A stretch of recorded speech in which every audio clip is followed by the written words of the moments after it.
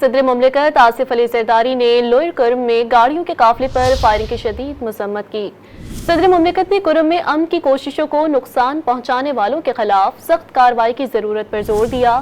صدر مملکت آصف علی زرداری نے کہا کہ شرپسند عناصر عوام کے دشمن اور فساد پھیلانا چاہتے ہیں۔ انہوں نے مزید کہا کہ عوام شرپسند عناصر کو مذموم مقاصد میں کامیاب نہ ہونے دے۔ صدر مملکت نے ڈپٹی کمشنر سمیت فائرنگ کے نتیجے میں زخمی ہونے والوں کے لیے جلد صحتیابی کی دعا کی۔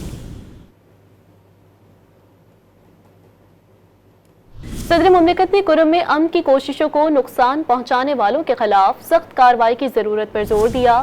صدر مملکت آصف علی زرداری نے کہا کہ شرپسند عناصر عوام کے دشمن اور فساد پھیلانا چاہتے ہیں۔